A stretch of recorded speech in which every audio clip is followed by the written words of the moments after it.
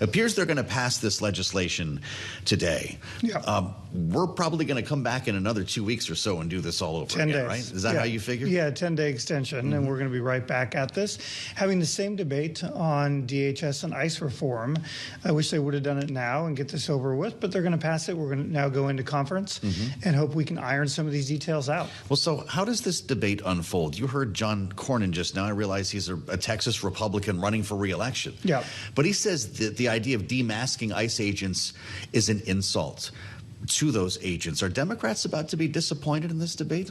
I don't think so. I mean, I think you take away the politics because Senator Cornyn's in a very tough primary, so he has to sound a little more right-wing in his Texas primary. So I get that. But what the country wants, we should go back to what voters want, Joe. And what voters want is some common sense reform. They want the laws enforced. They want illegals to be taken out of our country, but they don't want people to run around without warrants. They don't want people to not have masks. They want body cams. They want what normal police officers have. Normal police officers have body cams and warrants and IDs. Why wouldn't we do exactly the same for ICE? Sure. You just wonder if there's going to be any motion in negotiations when we have a major lack of trust on Capitol Hill and a Congress that's happy to do CRs for the rest of the year. I mean, could we be in a perpetual homeland CR? I mean, if we are, the Republicans are going to lose the House. Yeah. And you cannot, at some point, you have to run for re-election saying you did something. And you and I, who follow this every single day, couldn't pass a lie detector on what the Republican House has done. Oh, wow. That's quite a statement. I want you to listen to the newest member of Congress. Maybe you've met him. Maybe you helped him. A Democrat from Texas named Christian Menefee was sworn in last evening, elected over the weekend in a special, strident in his language about controlling these ICE raids. Here's what he said. You can't take something that was created and has been radicalized to this level that has harmed so many people and try to have minor reforms on it in a way that you think is going to protect people. I think that they are far past the line. And after folks are executed in the street, it's time to tear it down. Executed in the street. He said, tear it down to the studs. He used the words, abolish ICE. Is that going to be the mantra, or does that make you worry that it sounds a lot like defund the police? We should not abolish ICE. What we should do is real reform, some very common sense reform that Americans want. And that's really easy to do. You and I could write it out on a piece of paper right now and vote 2-0 and get this thing done. But I don't think abolishing ICE is the Democratic message, nor do I think it should be. You're going to be hearing members of Congress say this. How does that impact the debate as we go through the midterm cycle? This is an issue when it comes to immigration that helped re-elect the president, and it's one that has been dogging his administration right now. Do Democrats run the risk of screwing up the messaging? Well, look, what is true is we're only here right now, to your point, because the president has screwed up the politics. And he's now saying to his party, we got to fix this. His numbers on immigration went from plus 15 in the country now to minus 10. The country does not like what they're seeing on TV. You can't hide from this. And they want some real reform, and there's going to be a political price to be paid to anyone who fights that reform. Yeah, interesting. We're talking about the prospect of nationalizing elections on this program today. No, there's a terrible idea. I never thought we'd have this conversation. I don't think that many Republicans or Democrats would be in favor of it, but the president did float that idea on the Dan Bongino program yesterday. It was kind of interesting that he is talking to his former deputy FBI director following the raids that we saw in Fulton County. I want to be careful here and not paraphrase. Listen to what exactly Donald Trump said about nationalizing elections. The Republicans should say, we want to take over. We should take over the voting in at least 15 places. The Republicans ought to nationalize the voting. And we have states that are so crooked, and they're counting votes. We have states that I won that show I didn't win. What would happen if we nationalized our elections? And do you take him literally on this? Oh, I absolutely take him literally. He really wants to. I mean, he's the guy who said there wouldn't be another election if he got elected, right? So he's been saying this. This is not breaking news.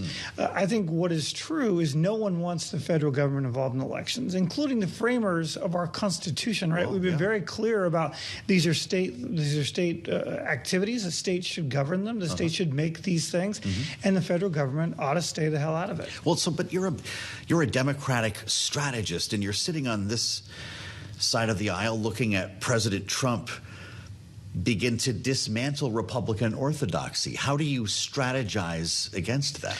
By pulling the sane, common sense Republicans into the debate. Yeah. To say this is exactly what we should not do. That's what John Thune said. Exactly right. And you're seeing more and more people join the Democrats and saying, no, this is exactly what we shouldn't do. This is not who we are as Americans. This is not the framers. The only reason you want to nationalize an election, Joe, is if you want to stop elections and if you want to control elections. And our entire system is designed to have checks and balances, to not allow the leader to control his own election. We know what that is. It's called authoritarian government. And I don't think anyone wants that, except for maybe Donald Trump. This isn't pearl clutching then from progressives. They say he obviously the president still believes that 2020 was rigged.